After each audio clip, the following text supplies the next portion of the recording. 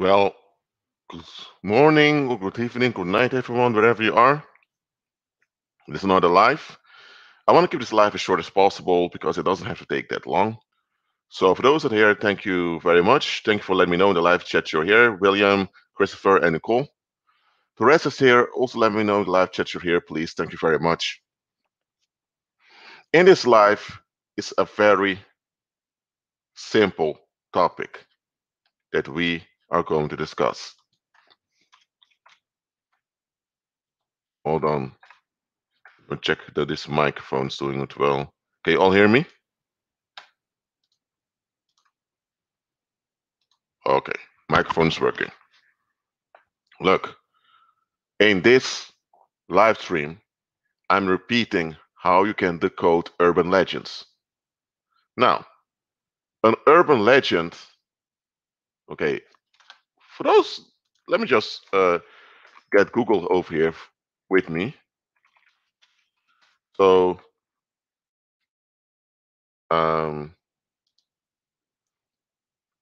you can get the definition of an urban legend with me. So hold on, I'm going to share my screen with you. One moment.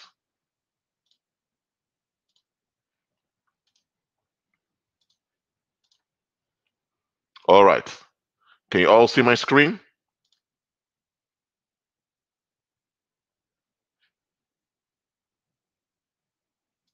Hold on, let me make this bigger.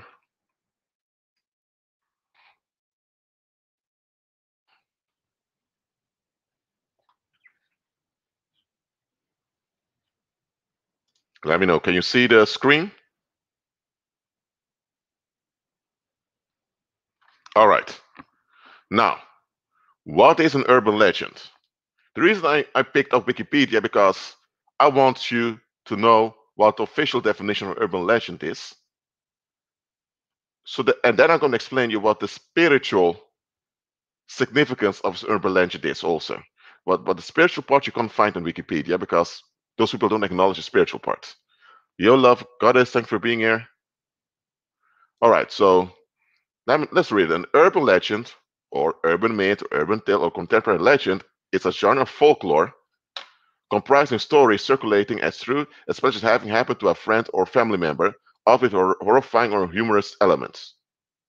These elements can be entertainment, but often concern mysterious peril or troubling events, such as disappearances and strange objects. They may also be confirmation of moral standards or reflect prejudices, or be a way to make sense of societal anxieties. Very important. Societal anxieties. Remember this term, societal anxieties. Okay? Urban legends are most often circulated orally, but can be spread by any media, including newspapers, mobile news apps, email, and social media. So urban legends have passed through the years with only minor changes to suit original variations.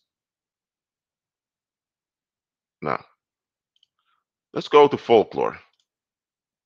Okay? Folklore is expression body of culture shared by a particular group of people. It encompasses traditions common to that culture, subculture, or group. It includes oral traditions such as tales, proverbs, and jokes. They include material culture, ranging from traditional building styles to handmade toys, common to the group.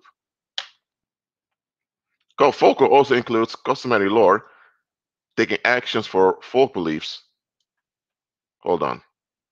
You don't see that part on the share, so let me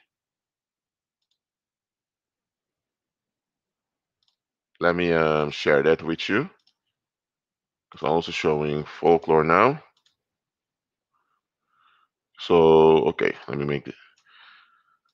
I will say.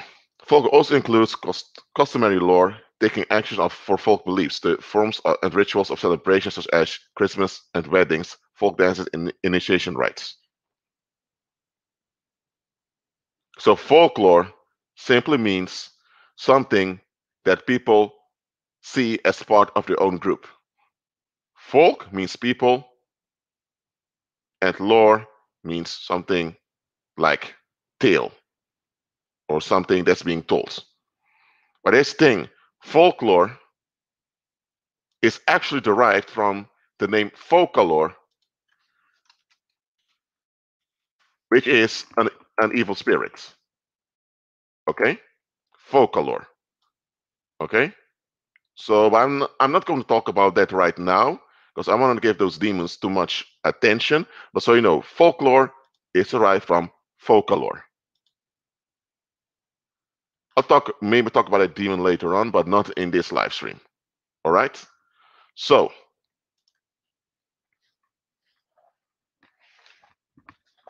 folklore is expression of what people see as common to themselves. There's nothing wrong with that. However, folklore also includes disturbing facts of tragedies and crimes committed by the masses. And it's those crimes that are transferred as urban legends. So let me go back to share screen. So an urban legend is the crimes, or it's the crimes of a community that are shared in a humoristic way just to cover up the guilt of the community. And urban legends are told in such a way to hide social anxieties. Before I continue any further, is this clear to you? Let me know in the live chat.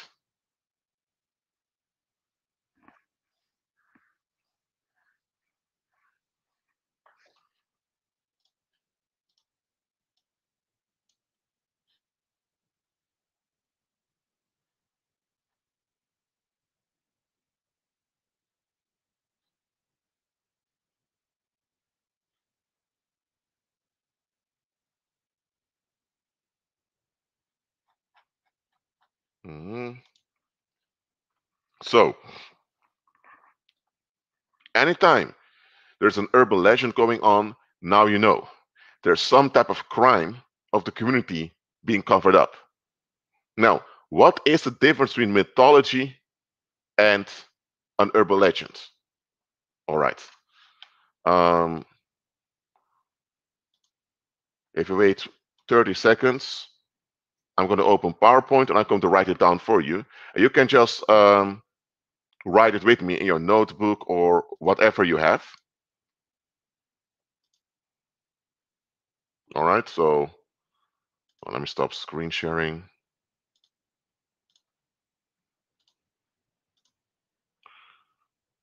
Okay, you can all see my screen now. So let me go to this one over here. By the way, my PowerPoint is in Dutch, so don't be distracted by that.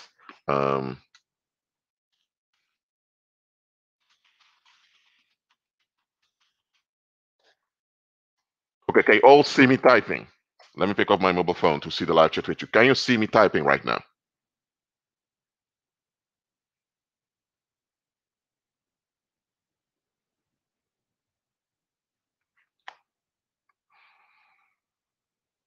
I'll open up the app on my mobile phone so that I can communicate with you via the live chat. So wait for 10 seconds, please.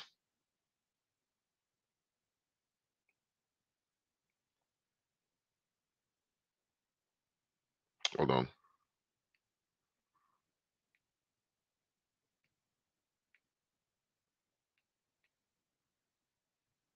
All right. So you can all see it. That's good. So I'm going to type.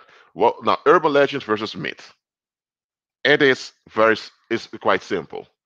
An urban legend covers up collective crimes. However, a myth is the same thing. It covers up collective crimes.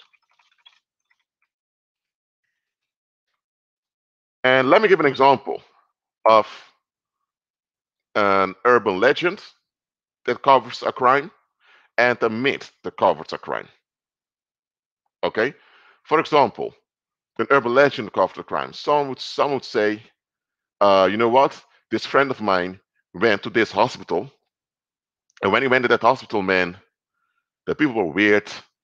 The people didn't even look at him. They were ignoring him all the time, and he could swear that he could see weird people walking around. And some of those people later found out passed away years ago.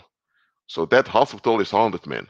Okay, that's a very short urban legend about a haunted hospital. Now, which crime is being covered up here? Let me know in the live chat what you think the covert crime is. I'll give you a minute to answer.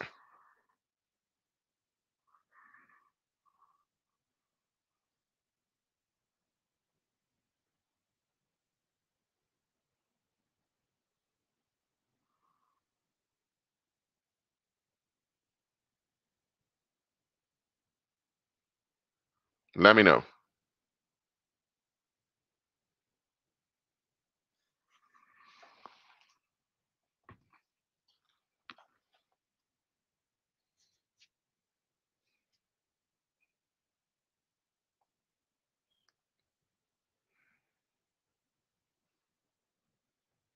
So I'm going to repeat it one more time. Someone comes along and tells you a story about a friend of his. He says the following, listen well. My buddy, he went to this hospital, man. But when he arrived there, people didn't even look at him. They were acting weird. And when he was at the hospital, he saw those people walking around acting quite weird. Later, he found out that some of those weird people passed away years ago. So that hospital is haunted, man. So that's what he's saying to the friends. So now that you've heard this again, I'll give you 30 seconds more. What is the collective crime being hidden in this folktale? Some people already answered, but I want the rest who didn't hear it properly to answer now.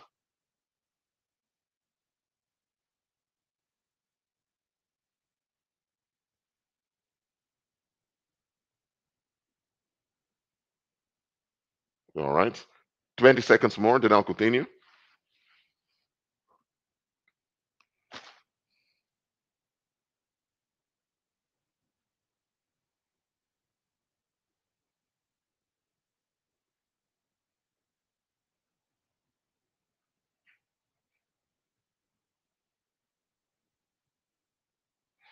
Yes, you all got it correctly. It was murder and neglect. So there was murder and neglect happening at that hospital. And also, the common people allowed it to happen to the relatives. So eventually, that hospital got a very negative vibration, and eventually it became abandoned. And now there are urban legends of people claiming that it was haunted. Now, where it was haunted or not doesn't matter.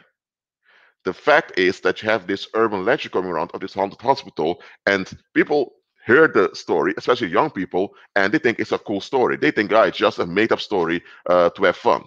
But it's not just a made up story to have fun. They're actually warning you that there was collective neglect going on in the community, that people allowed their own relatives to pass away of diseases that could have been prevented.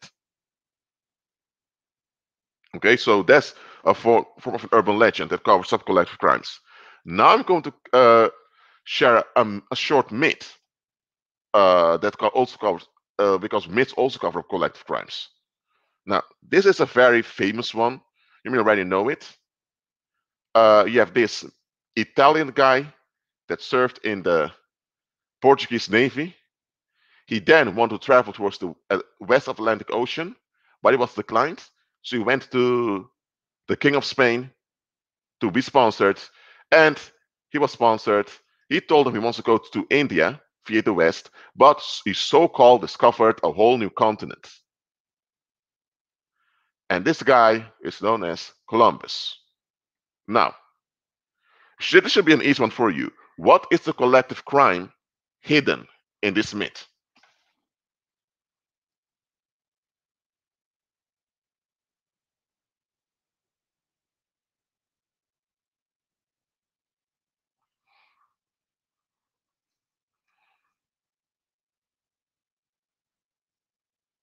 I'll give you a minute to answer.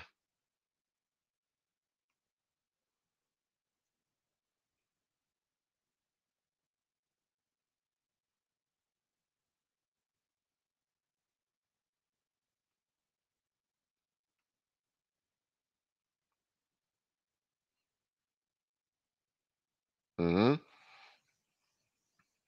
Nicole gave an answer about the rest of you.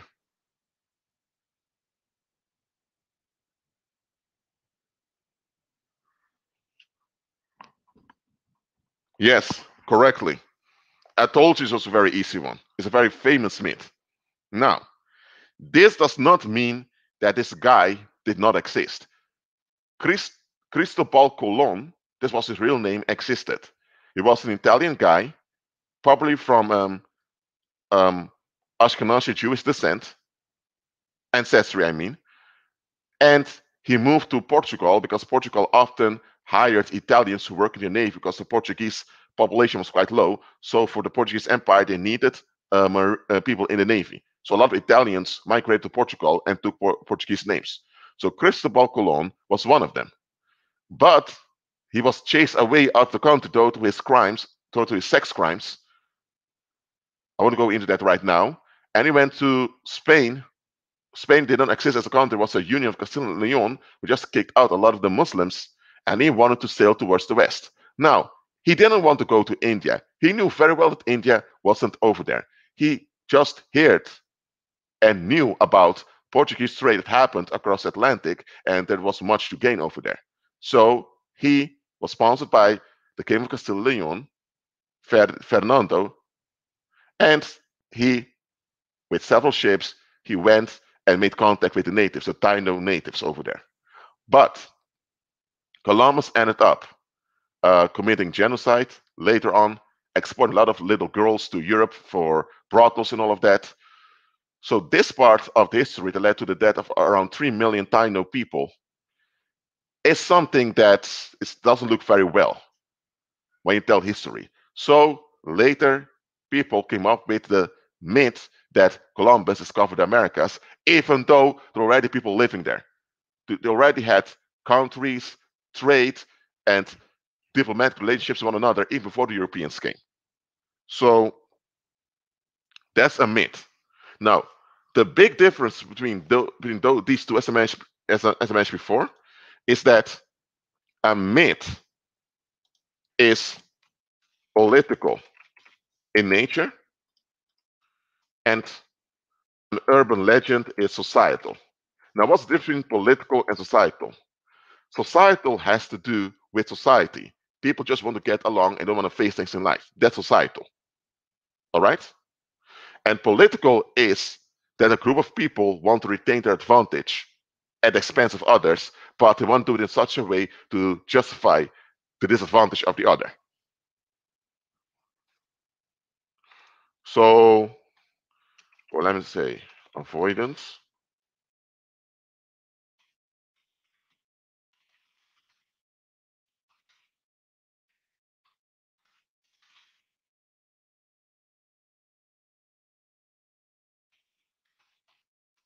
All right. So let me.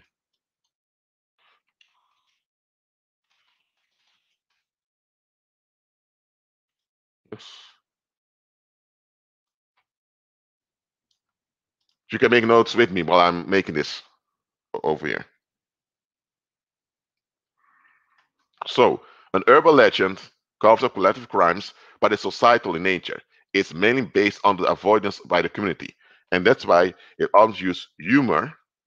Hold on, let me. It's this is humor and exaggerations,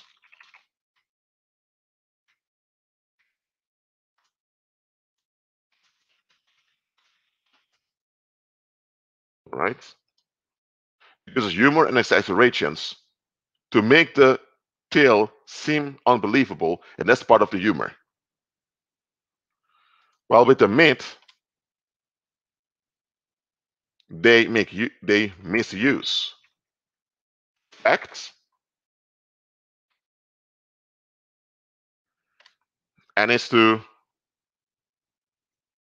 describe attitudes, beliefs, and behavior in the masses. By the way, I'm using British English in my spelling, so don't be distracted by that. Australia use the same spelling also. So hold on. All right. So whenever you hear a story that has humor in it, and there are a lot of exaggerations in it, and that story is well known and people just like to hear it, or people just think it's nonsense, you're dealing with an urban legend.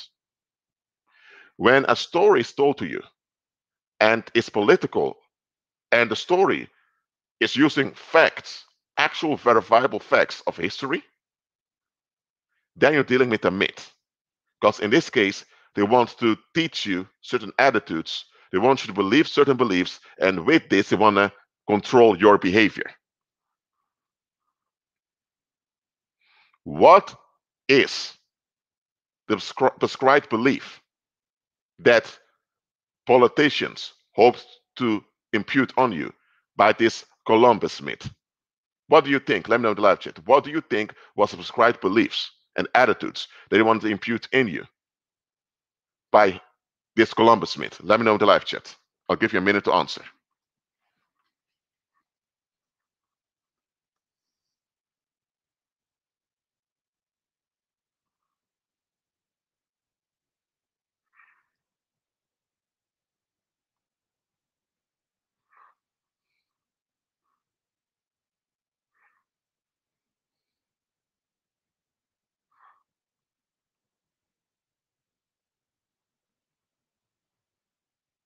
Hmm. Christopher thinks one thing. What about the rest? What about does the rest think? All right. I'll give you 20 seconds more, and then I'll continue.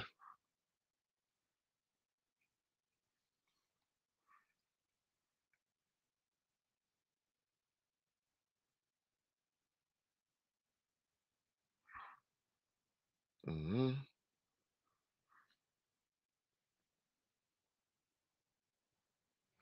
So okay.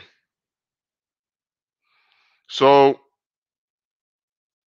what they want you to believe by this Columbus myth is that, indeed, that the colonial empires that colonized America, the Americas, were based on an accident with positive intentions, and also that the natives indeed were savage until they received order from the Europeans. So that's white supremacy. They suggest onto you that's Europeans that made life stable for the people, and that in this case, the United States of America is an honorable country. But here's the thing: the United States didn't even use the Columbus myth because the Christopher Colon never visited mainland North America. But okay, that's on directly. That's another thing.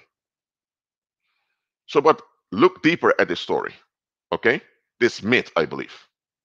Let's say, let me change the example a little bit. Let's say you live in your house. Okay, you're paying rent over there.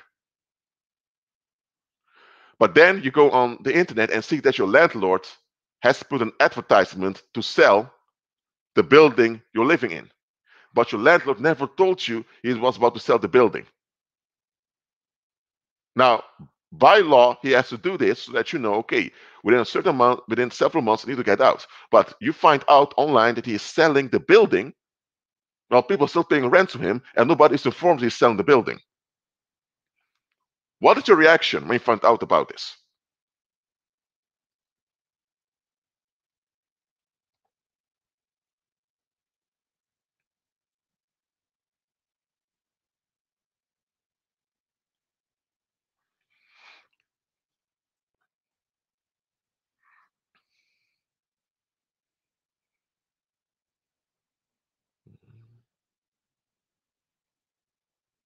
In this case, the landlord is giving the impression to other people that there's a whole building for sale.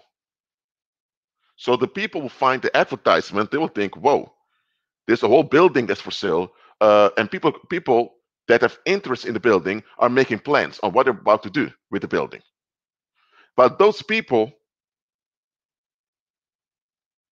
who are interested in purchasing the building, they are not aware that there are tenants living there, families living there.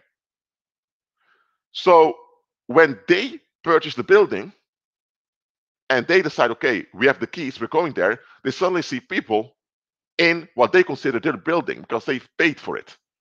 And now they're calling the police to get those people out. And the police will come and the police will see the record at the cadastre that indeed they own the building because they paid a sum for it. And then the police will kick those tenants out. But then the police also receives the renting contracts of those tenants in which was written that they're able to rent the place till next 2 years. And everyone paid that rent on time. So now the police realizes, aha, there's fraud going on. That guy sold his building 3 months ago and he kept getting rent from people. So he both got the money for selling the building. So now he doesn't have to pay taxes for the building. And he kept exploiting the tenants. In this case, that landlord can go to prison. He's in big trouble. Now, that's what the Columbus myth has done. It gives the impression that the natives that lived in the Americas were at no legitimacy. If you live in a house, literally, and someone sells the house you live in without your consent, without informing you, even if you're renting at them, I have the obligation to tell you about to sell the place and give you back your rent money. But this thing, you're not renting the place, you own the place, it's your house. You've built it, or you got it from your parents. And now someone is selling it. Now others are coming and claiming it's their house, and you need to get out. Now, those people that come to take your house say, we paid for it, these are our receipts. And that's how myths are. Myths are receipts to justify the disadvantage done to the victims.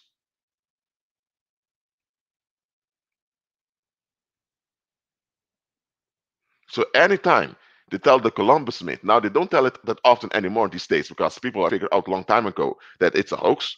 But when they told the Columbus myth to children in primary school, they were actually giving their false receipts that the natives that inhabited those places that they deserved.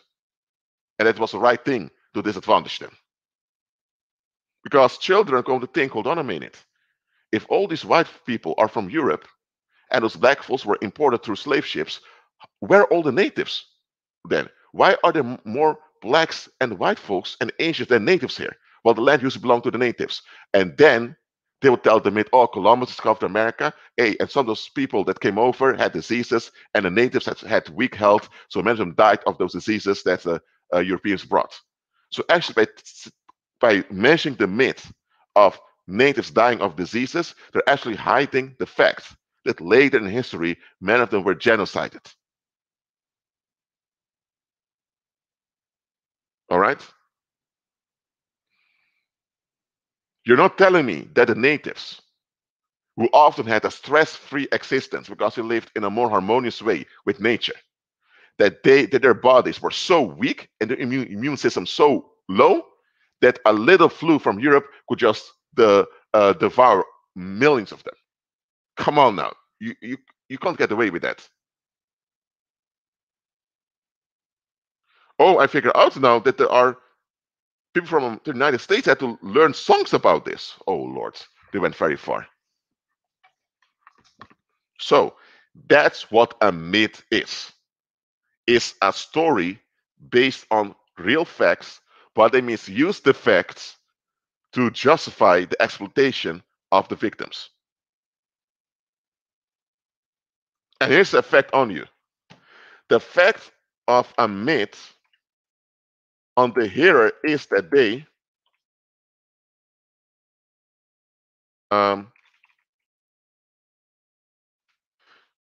conform to self-sabotage. As if you are of Native American ancestry, all right? And you know for sure that your people have been genocided over time, but now you hear in school as a little child that they were just weak people that couldn't even handle a small flu. What does it do to the self-esteem of the little child? The self-esteem will decline. And of course, the little child will perceive the white folks as more superior because they were at least physically strong to endure diseases. So that is what it does to children. It deforms their thinking in which they conform to self-sabotage. So that child who's from Native American descent or ancestry who often heard that his or her ancestors were just weak people with bad immune system, with bad health, they will now unconsciously adopt to quote unquote Western attitudes. They want to be more like those European diaspora folks. Why? Because they have been imputed the belief that their own ancestors were weak people, they're going to take care of themselves. That's what a myth does. A myth causes a disadvantaged people to conform to self sabotage.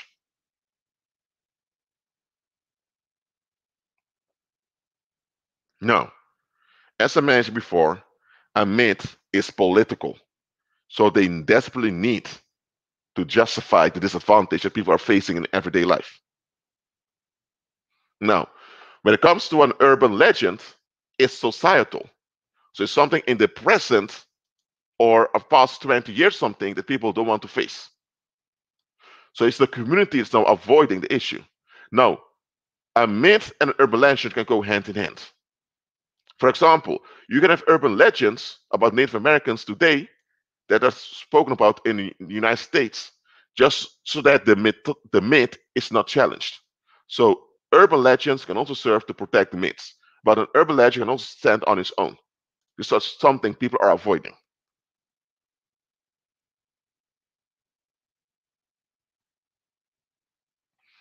So, what is the effect of an urban legend? It's cognitive dissonance. That is the result of an urban legend. And let me explain. With a myth, you can clearly see disadvantages today. And the myth seeks to justify those disadvantages. But you can still see there are disadvantages. And disadvantages are something you can't deny. So the disadvantages just by themselves are proof that the myth is a myth. It's a story that's fabricated based on real historical facts to justify the exploitation of a minority or a specific group of people. So the facts speak for themselves.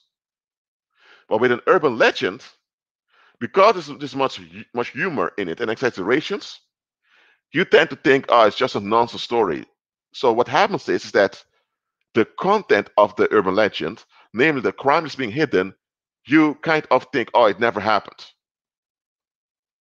For example, what if there was a school massacre that happened, and in the mainstream media they brush it off as just a conspiracy theory? If 20 years later there are survivors that speak out about it. They survived that school massacre. People going to think, oh, it's just that urban legend of 20 years ago. People just going to brush it off like it never happened. But then, when evidence comes out that this so-called urban legend was based on a real tragic event, now people that always brush it off as just a nonsense story now need to face themselves. Now they need to change their way of thinking how to relate to it. And now a lot of people are so invested to think it was just bullshit, and now they realize, oh, it's actually true. So now people are uncomfortable recognizing this. And this keeps the cycle of denial going.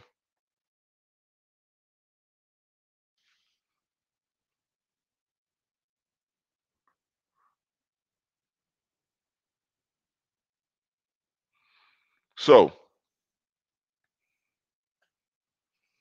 uh, urban legend keeps the public in a cycle of denial, and a myth validates political and economic oppression. So, that's the difference between an urban legend and a myth. So I'm going to make the screen bigger now so you can make notes. I'll give you 2 minutes to make notes, okay? I'll be back to you soon.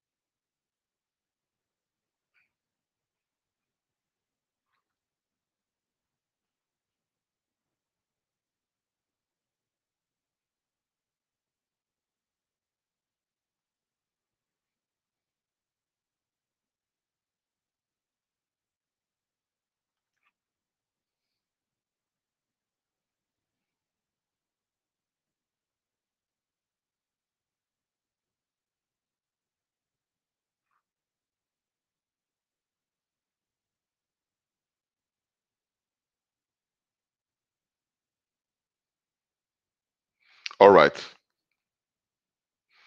I hope you noted those things down for yourself also. Now,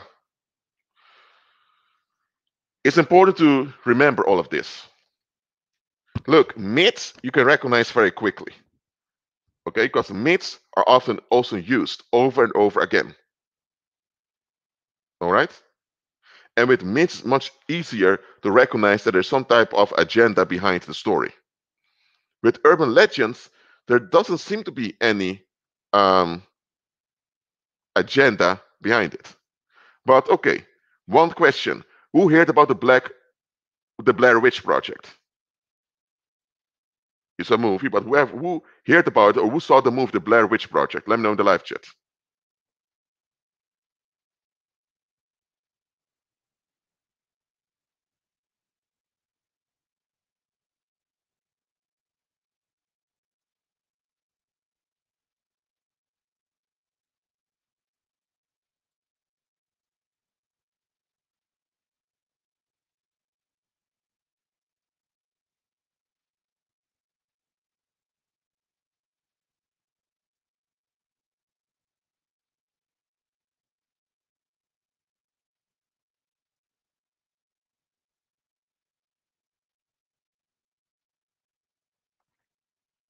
Well, now with information I just shared with you, what is it that the public wanted to avoid with this Blair Witch myth?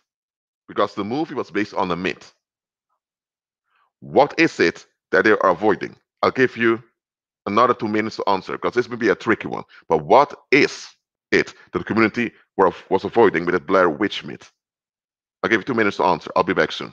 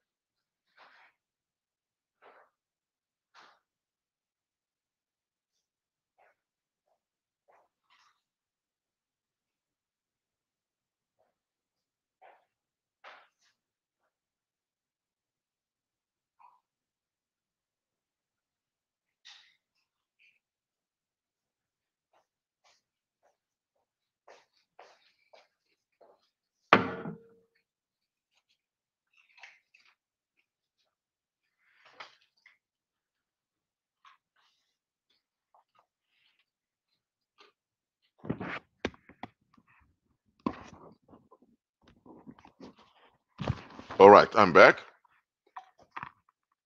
Let me check the live chat.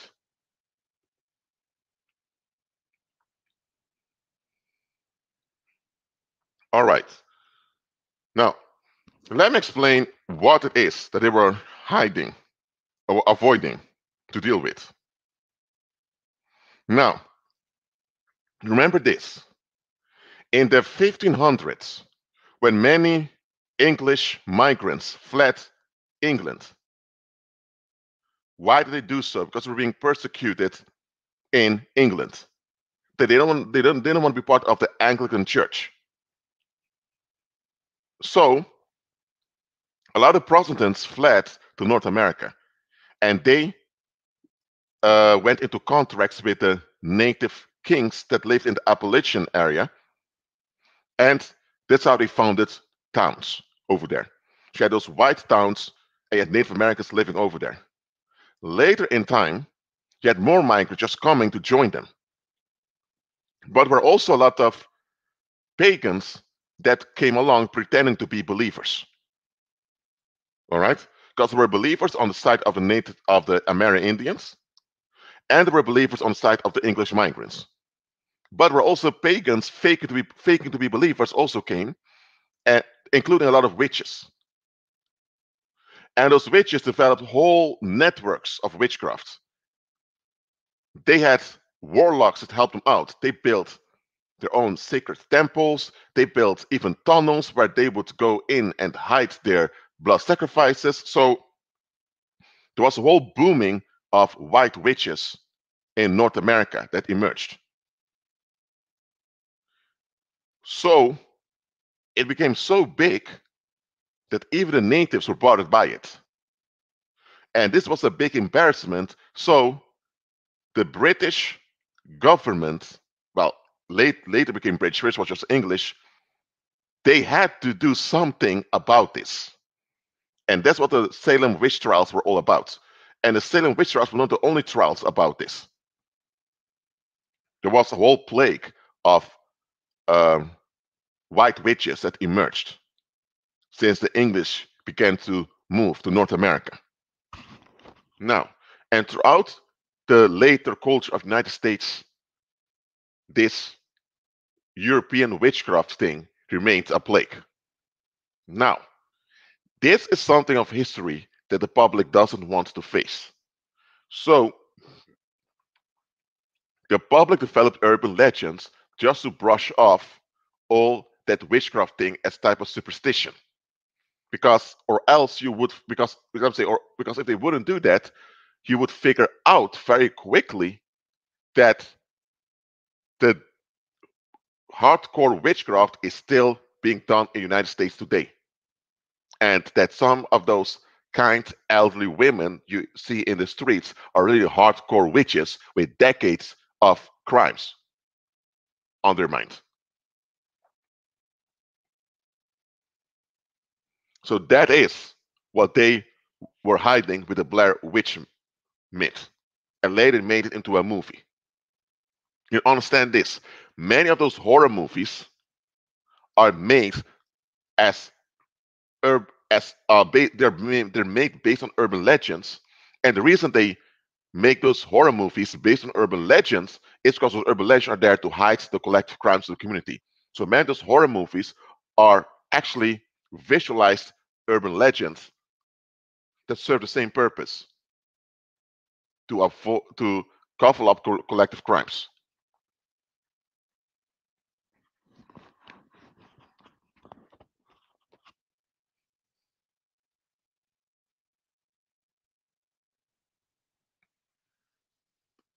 For example, A Nightmare on Elm Street it had various versions. You had this fictional villain called Freddy Krueger. Who has heard about Freddy Krueger, or who has even seen A Nightmare on Elm Street? I'm not sure if the younger people of today have seen it, but okay, who has heard about The Nightmare on Elm Street and about this fictional character Freddy Krueger? Let me know in the live chat.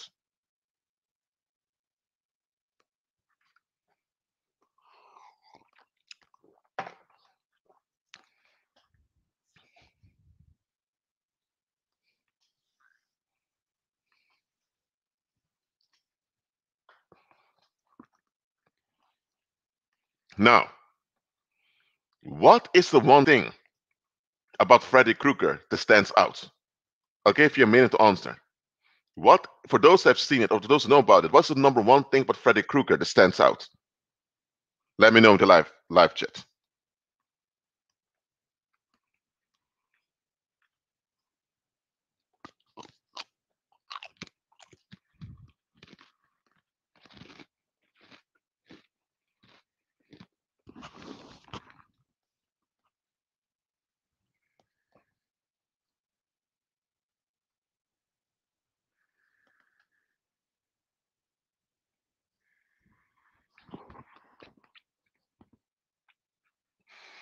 Very good answers. His claw, he can kill you in your dreams. Dream killings, not go to sleep is what I remember. It's skin in its hands. Okay, so let's decode this urban legend. This because horror movies are visual urban legends. We don't call them that way, but that's what they are. Visual urban legends. So okay, let's decode this urban legend of Freddy Krueger for a moment. The name is German. Krueger is pronounced in German as Kreuger. Well, I speak German, so I can recognize it. Now, Freddy is an English pet name for Frederick, or from German Friedrich. So the official name would be Friedrich Kreuger. But they say Freddy Krueger. Now, why say Krueger in German last name? What happened a few decades before the Freddy Krueger horror movies came out in human history? What happened just a few decades before? Let me know. What happened a few decades before Freddy Krueger came out? Like 3 decades.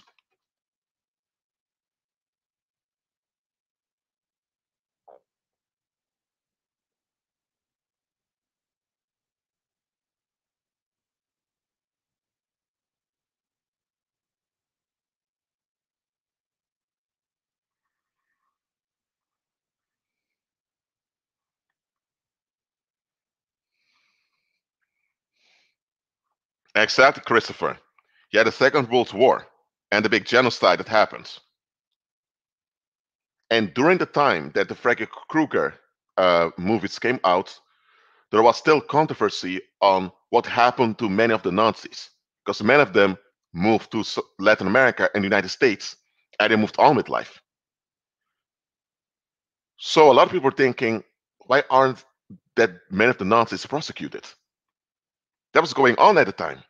And at the same time, you had this controversy going on about what happened to the Nazi criminals and all the money they've stolen.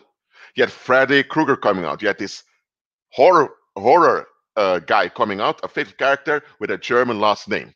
And also, he's also quite tall, and Germans are tall people. You see now?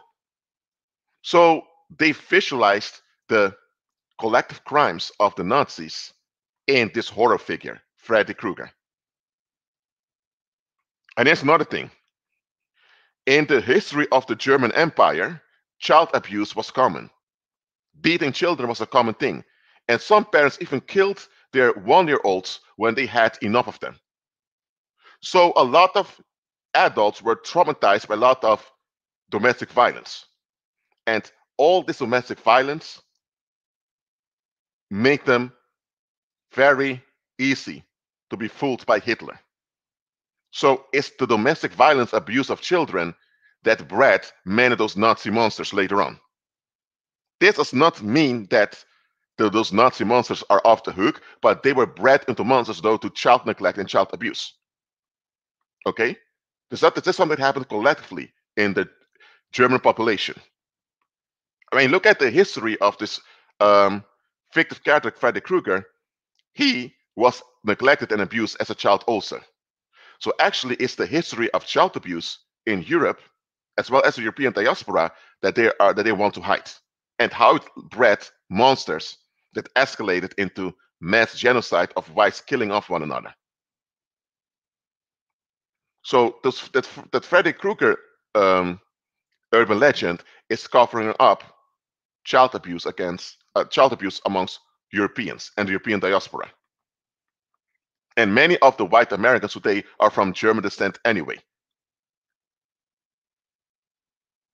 So do you understand now how they came up with this urban legend of Freddy Krueger?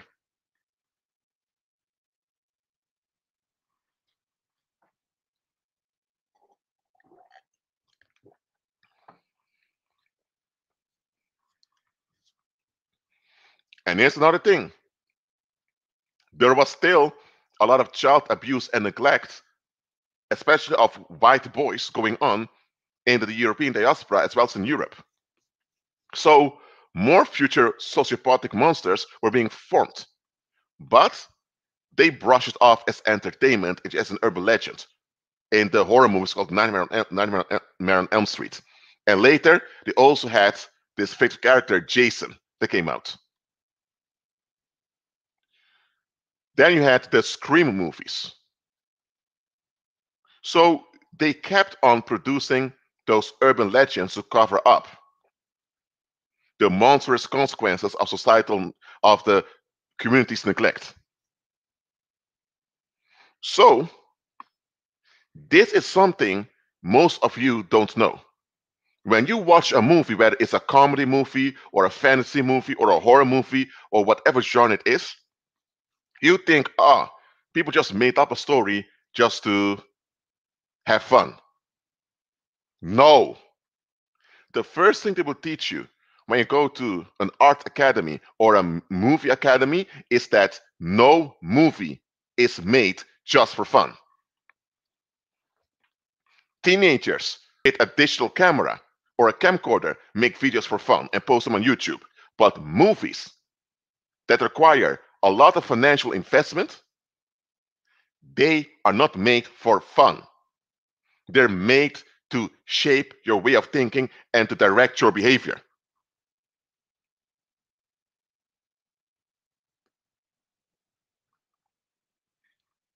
So those Freddy Krueger movies were there to make you think, serial killers and those mass rapists are just some freaks amongst the population. But here's the thing, those freaks in the population were little babies at a point. They were deformed into those monsters by the community. But if you admit this, then you need to face your community with different eyes. And that's going to be quite uncomfortable. So that's why they came up with those psychopathic villains in horror movies, so that anytime you think about a psychopath or a sociopath, you think about Freddy Krueger or Jason. So you don't recognize, sociopaths or psychopaths can be an everyday guy that walks outside that's deformed by the community. So that's the purpose of those horror movies in general. I mean, that's the purpose of those villains that they make.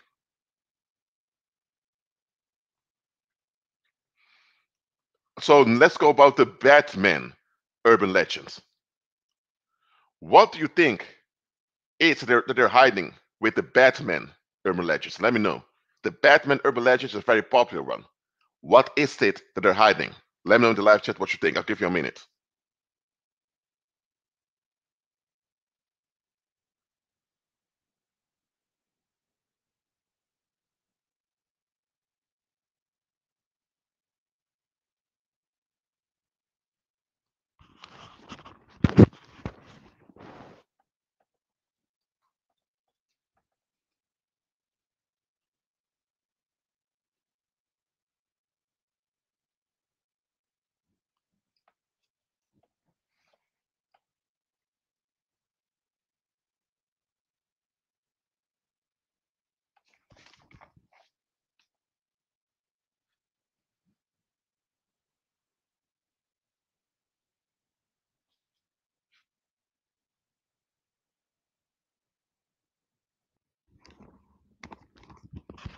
All right, I'm back. Just like Christopher said, they're hiding the slavery of big corporations. You have this billionaire heir, Bruce Wayne, who's traumatized because his father was murdered.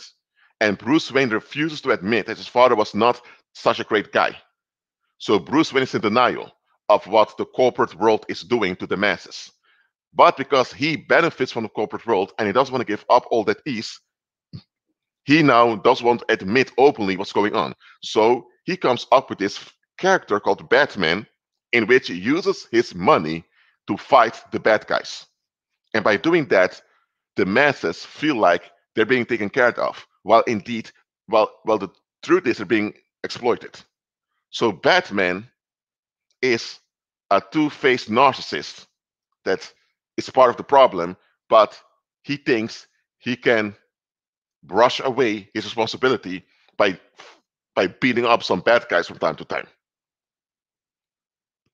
So the Batman urban legend is there to cause denial in the masses of their everyday lives.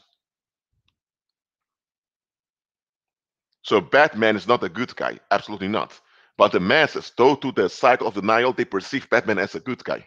And that's how the spell remains on the public.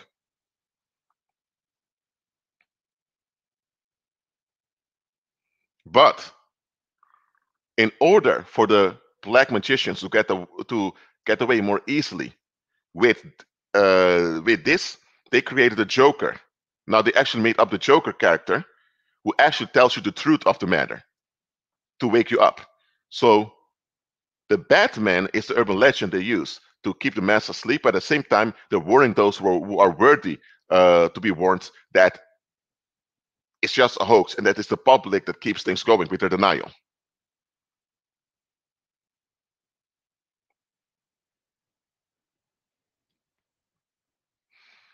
So I hope you understand now that urban legends are vital ingredients of society. Without urban legends, people would actually see things as they are and they wouldn't be able to avoid them. And when the public is not able to avoid things, they lose their minds and they escalate. And nobody wants that to happen. So that's why you have urban legends that kind of put people back asleep. Urban legends are not spells, they're not spells, but they operate as spells on the public.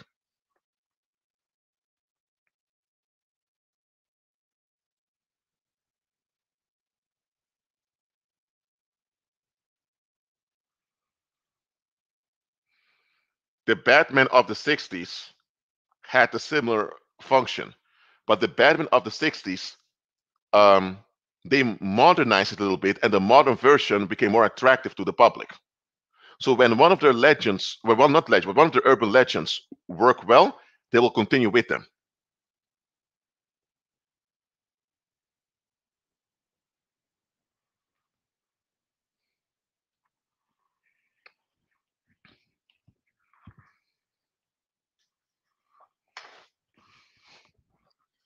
So as saints, we must realize what urban legends are meant to do. Because you will encounter urban legends whether you want or not. Okay, um someone asked about Spider-Man. Okay. Now, not all of those uh, urban characters, not all of those cartoon characters are bad characters, but they're showing something to you just to blind you further. So, okay, let's talk about the Spider-Man. Okay, Spider-Man is a teenager who's quite a bit nerdy. He's socially awkward, and he's very smart, very intelligent. But his intelligence is not praised by other people. Okay, and he has this woman, I believe Mary Jane, that he's so infatuated with, but she's a party girl avoiding issues. She grew up in a broken household. She had a bad relationship with her father, so she has daddy issues, and she goes to parties all the time, having casual sex and all of that, just to not deal with the psychological trauma of having a bad relationship with her father. Okay?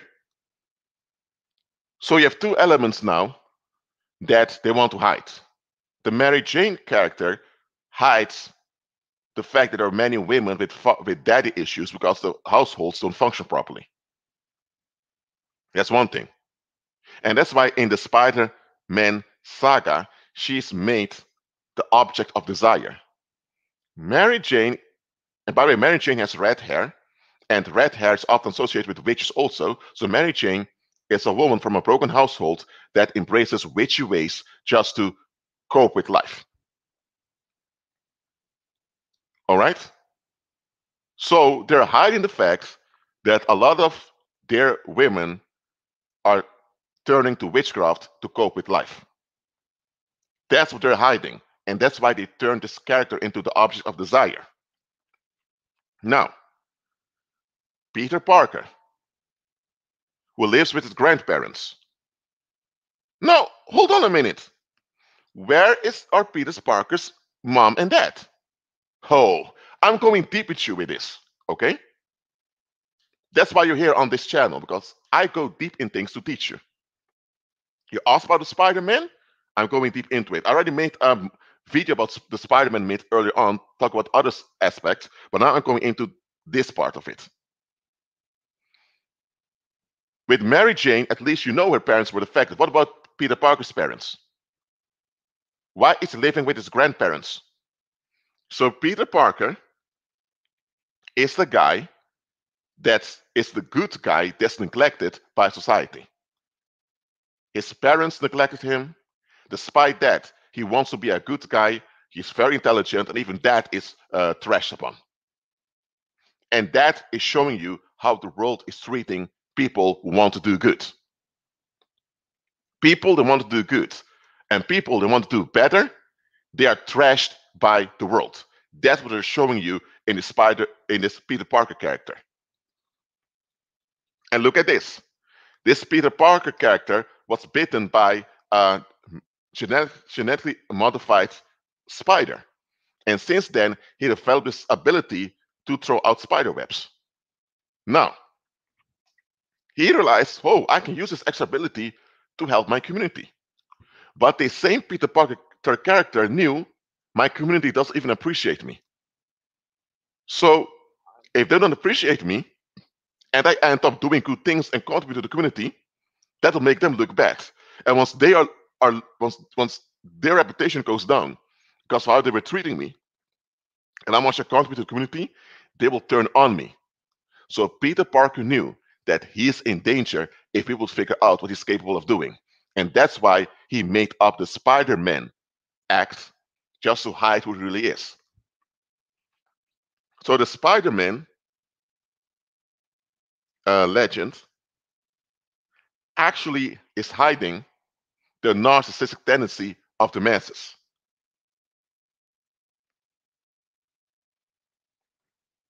That's what it is.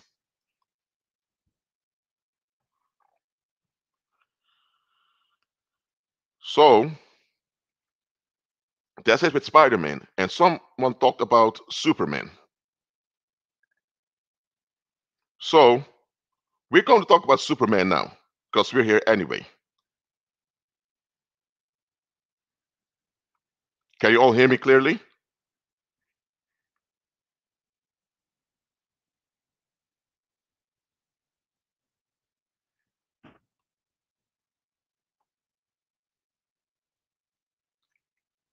Let me know if you can hear me clearly, please. Okay. Now let's talk about Superman. The Superman myth, or not only a myth, well, it's both a myth and an urban legend. Okay? But let's talk about the legend of the Superman character. What is it really about? You have this alien who's not a human being that lives amongst them as if he's a human being. And he manages to cope very well without anyone noticing it.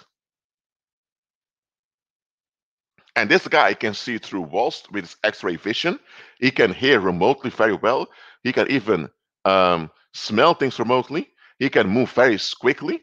He can even fly all the way into space. So this is a guy with so much power, so many abilities, that if he would lose his mind, he couldn't maintain him.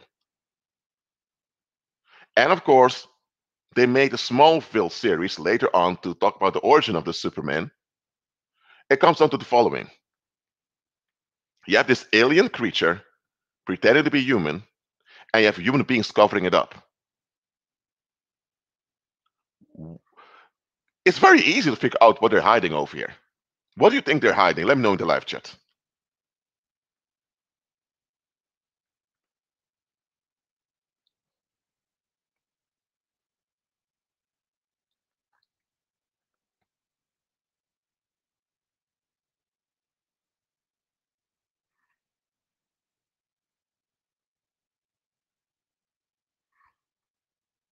Mhm.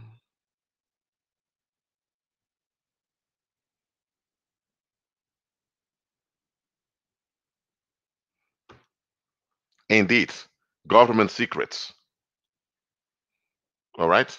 They're hiding government secrets. That's why they came up with this Superman legend. About the Hulk, By the way, the Hulk turns green. Green is a color associated with witchcraft since ancient Greece.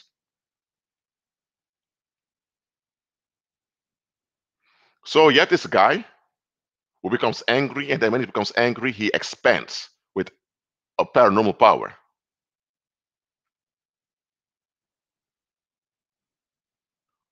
What they're showing there is that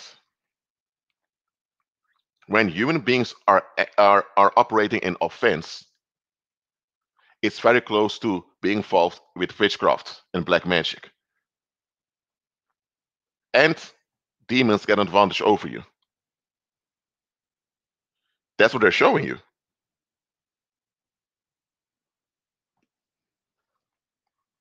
So, someone asked about Aquaman.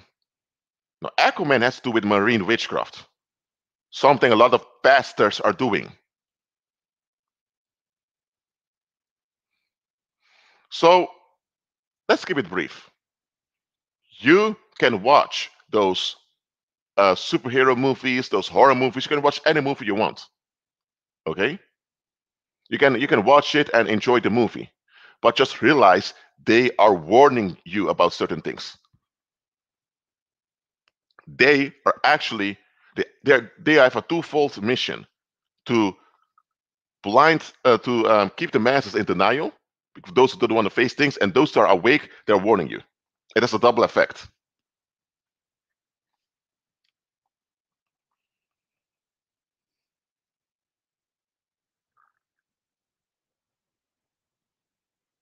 And here's another thing about the Hulk. Some warlocks, when they want to gain a lot of strength, they become very angry. Warlocks tend to use dislike and hatred as a fuel to attract paranormal strength. That's something a lot of warlocks do. So that's the element to the Hulk. There are warlocks doing that. They just decide, they just go into the room, draw their pentagrams on the floor, do all of that, and as soon begin to meditate in anger about something, and demonic strength is generated. So there are people out there who suddenly can explode in demonic strength if you're not even aware of it. That's what Hulk is showing.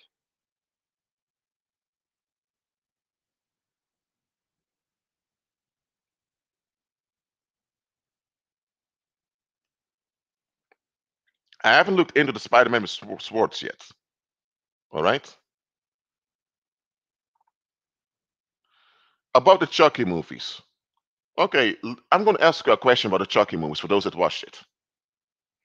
Why didn't anyone discover that Chucky was a possessed doll? What is number one reason nobody even noticed that this doll was possessed? Let me know in the live chat.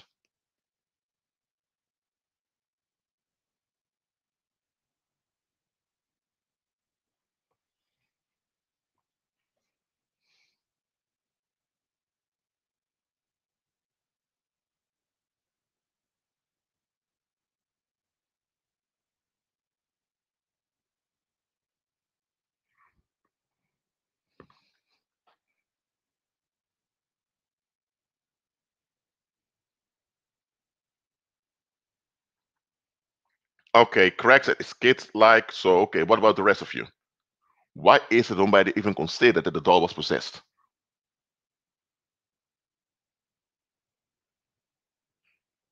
Yes, because a little kid was the one giving the warning. And cognitive dissonance, as I mentioned before in previous live streams, society tends to dishonor the um, intuition of children. A lot of people don't value the intuition of their own children.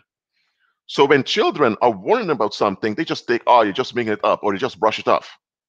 And that's why that demon's able to work through that doll, causing destruction. So it's the neglect of children's spiritual development that the Chucky movies are showing you.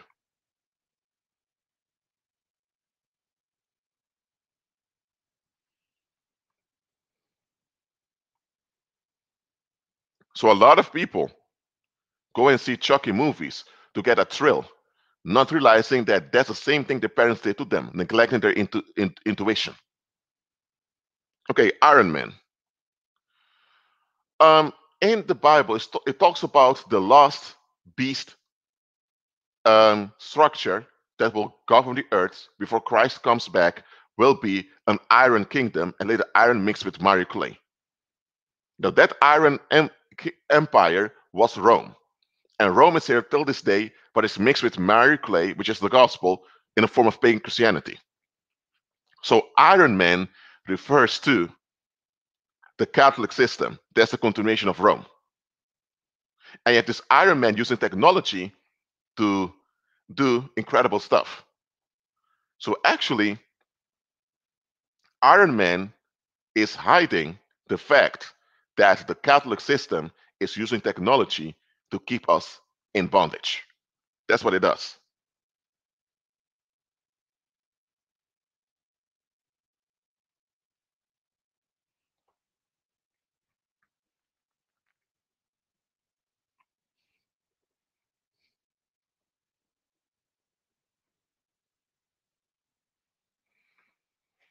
So, urban legends are, let's look at the screen. Urban legends are stories to cover up collective crimes. They're societal in nature because they're fueled by the avoidance of the community. They use humor and exaggerations to cause cognitive dissonance that keeps people in a cycle of denial.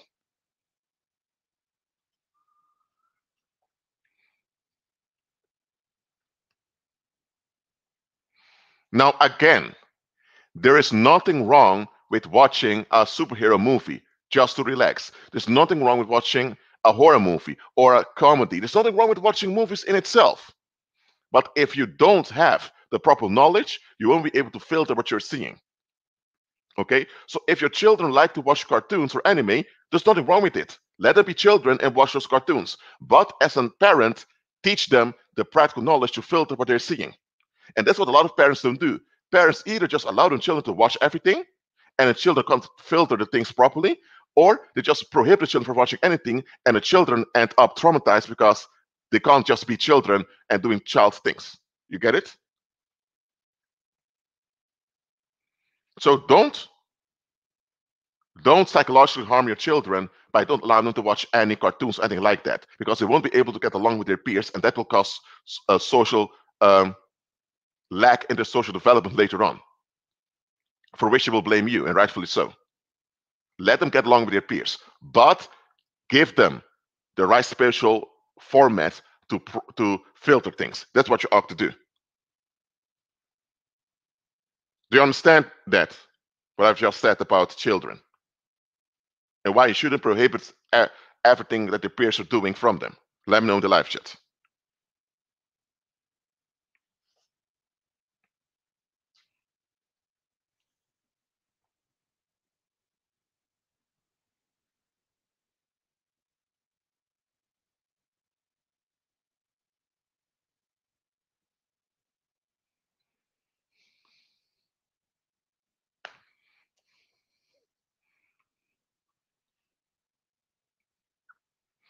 For example, this is the last example I'm giving, and then I'm going to close down the live stream.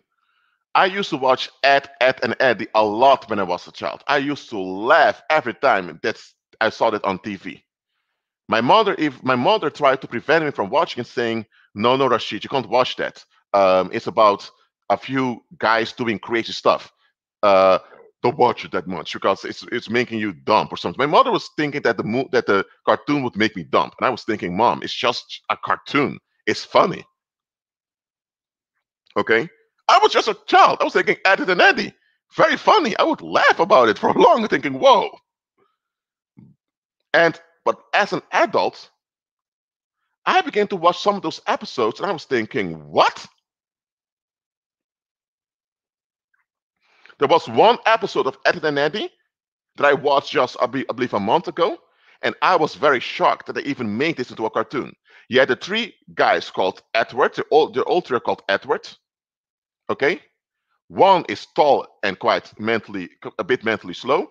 The middle one, called Double D, wears a hat, is quite anxious and fearful, but very smart. And the other one is always scamming people, wanting to get money. But all three of them are afraid of the Cancer Sisters. Three low life females that are always after them sexually. Now, when I was watching the movie as a child, I was always thinking it's quite funny how the three ad boys would always run away from those women, thinking, ha, I was also laughing at it. But in this episode, I saw how they were in a school building and the Cantor sisters locked the door and went on them with their lips to kiss them. And Eddie, the little guy, said, I'm a minor. And it kept going on, and then you would hear the ad boy screaming in the background, and you could hear kisses also, and the episode was over. When I saw that, I was thinking, hold up, if this was a cartoon where you had female characters, girls, running away from guys that came after them with kisses, and those guys locked the door, and one of the girls said, I'm a minor, and they continued, feminists would go crazy thinking, what is this? This cartoon needs to be banned.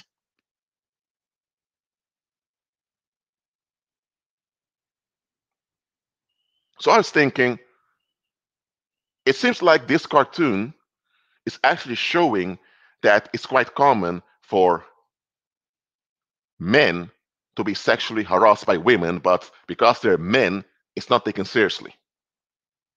And then it clicked in me. Throughout the Ed and Eddie cartoons, those ad boys were always preyed upon by the three women. So the three women were actually sex predators. Older teens, probably in the early 20s, that were going after the teenagers. And that changed the whole way I look at Ed and Eddie. Now, I still consider it a funny cartoon, and it still makes me laugh at times, but I'm thinking, there's some parts in it that are no laughing matter. There's quite disturbing.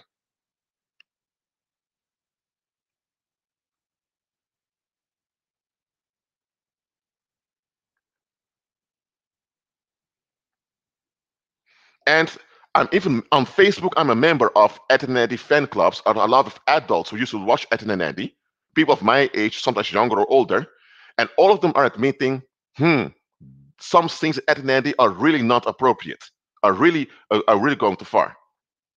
Hey, but they disguised it as a funny cartoon of guys who are always failing in scamming other people because they're so desperate for money.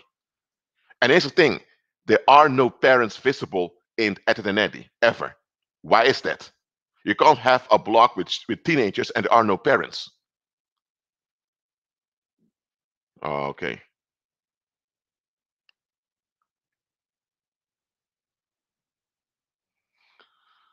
Oh, let me do Johnny Bravo, and then I really need to end this. Oh, Johnny Bravo. Oh, I watched Johnny Bravo a lot also as a cartoon. There were also other black guys who used to watch Johnny Bravo. This white guy with blonde hair, with the sunglasses, always going after the women. And he failed often. But here's the weird thing about Johnny Bravo. Where is his father?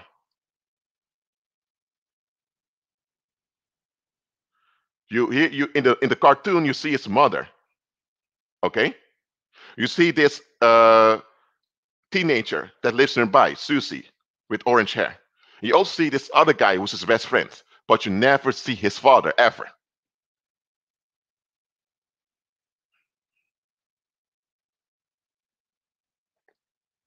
So you have a single mom raising up a guy, and this guy is kind of a ladies' man. And in one of those episodes, you could see a blonde woman coming by with a little boy that looks exactly like Johnny, even dressed like him. So he's thinking, oh, is that my kid? So you have this sexually promiscuous white guy who always fails, and the women find him creepy. Look, as a kid and as a teenager, you watch the cartoon and you're laughing at Johnny Bravo, how he fails all the time. Some of his moves on the lace, I was thinking, Johnny, are you kidding me? Who writes these cartoons? Well, why are you doing something like that? Okay, but what is it that they are hiding with that cartoon? Namely, that a lot of women, in this case white women, I'm just keeping it real, don't know how to deal with masculine energy. I believe there's only one time in one episode that there was a woman will manage to say no to Johnny in a peaceful way. And Johnny handled it well. So the cartoon Johnny Bravo is showing how feminism deforms how a lot of women deal with masculinity. That's what it's hiding. But because the urban legend comes in the form of a funny cartoon, people don't capture that quickly.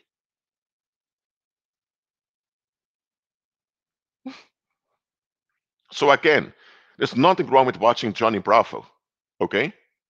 But if you don't have the spiritual discernment to filter on a later age what you've seen, it may trick you into a cycle of denial. So you don't have to withhold cartoons from your children, just teach them proper spiritual knowledge. If you do that, they'll be able to watch anything and filter it properly.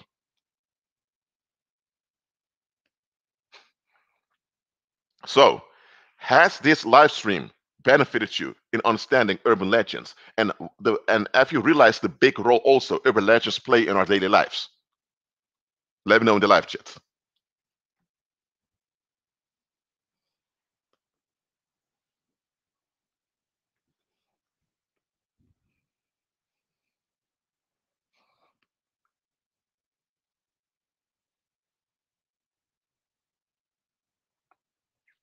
So, we cannot avoid urban legends. They're part of the world, they're part of society. Okay? But we must be able to filter them. So that's why I'm teaching you how to filter urban legends. Teach your children and the people that you and other people that you're able to teach about this also. Teach them how to filter urban legends. Once you're able to filter them, you can watch anything without being affected in a negative way. Now, cartoons by themselves don't affect you in a negative way directly, but it's the denial of society that's displayed that you don't notice. That's what keeps you in a cycle of denial.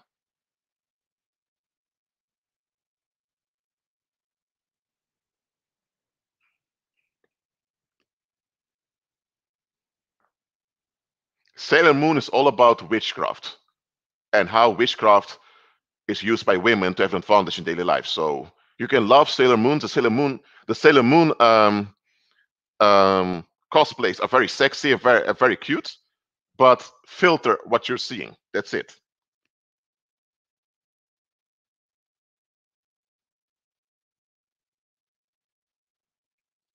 Listen, don't avoid movies and cartoons. You are a human being. There's nothing wrong with relaxing, watching a movie, anything like that. Just have the right filter in your mind to filter everything that comes in. Because even before movies and cartoons existed, you also had urban legends that affected people. So avoiding TV and the internet is not the answer. The answer is to be educated properly.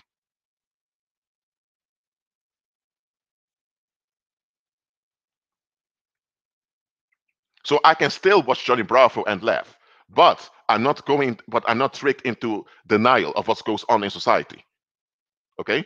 I can still watch Ed and Eddie, but I'm not tricked into denying that men can be sexual victims of female sex predators also.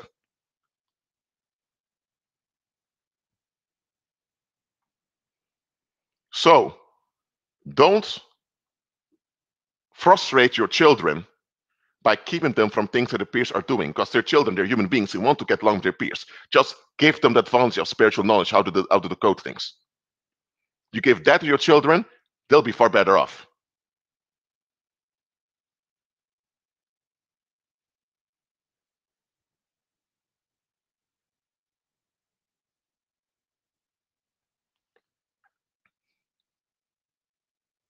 Mhm. All right. Okay, let me see if there are any questions that I've missed over here. I still have time anyway, so that's not a problem.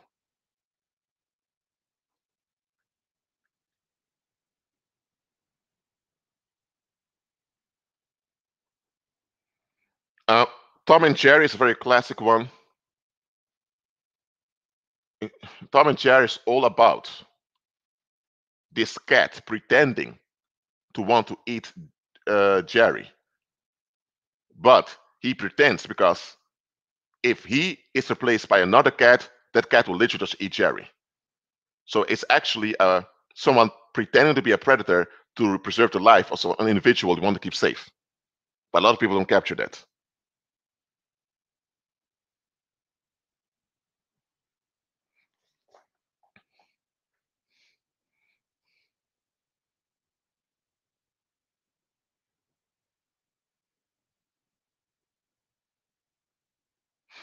And apart from cartoons and movies and all of that, urban legends have been around all the time. Urban legends even promoted in mainstream media. For example, when they talk about the war on terror or they talk about 9/11, those are also urban legends, and some even became myths to the public. One thing you need to understand is that most people don't have a proper mental filter to filter things. They don't. They were only raised to be easy for society. They've been raised to not never bother other people and to put their own happiness and safety aside just to please society. That's how most people are raised. That's how most people are raised.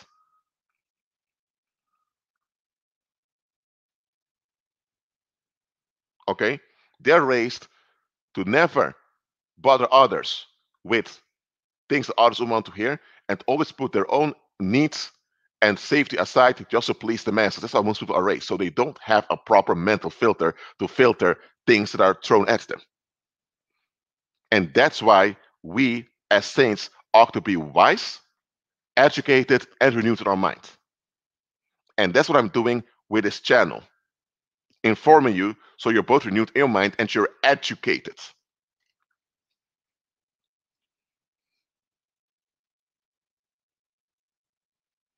So, believers who don't show any interest in cartoon heroes or in urban legends and all that, they are neglecting themselves.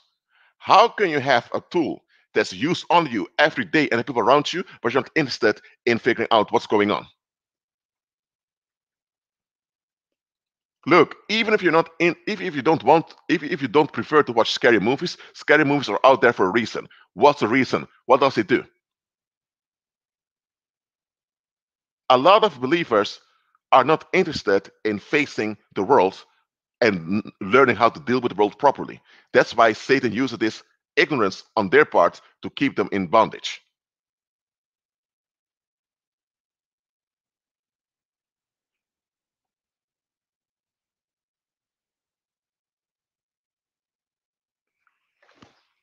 Okay, energetic webs, like Spider-Man is using. I made a video about energetic webs that teaches how humans can use their energetic abilities to get things done. So, a brief explanation of energetic webs. Energetic webs are simply psychic connections you make through imagination, meditation, and decrease.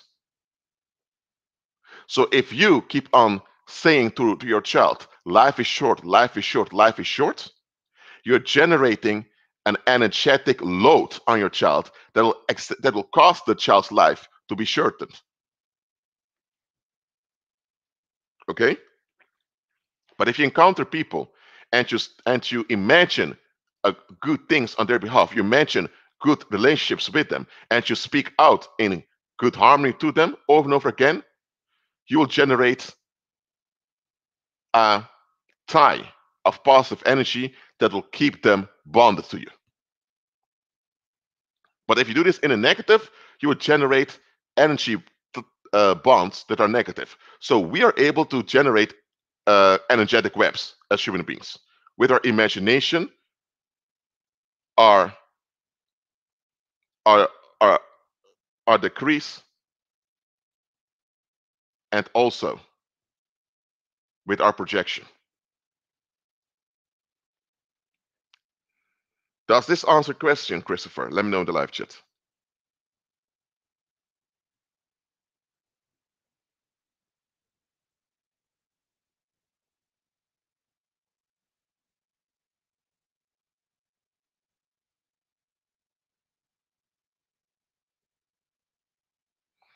I don't know about Three Little Pigs. I'm not really familiar with that one.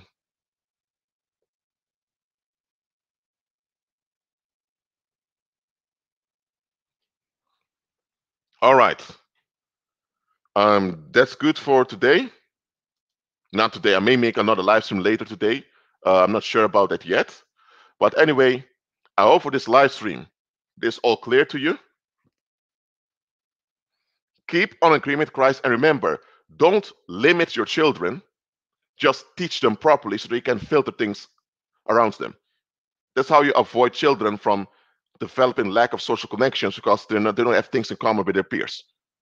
Teach them to filter things and they'll be better off. And for you as an adult, educate yourself, renew your mind so you are able to filter things.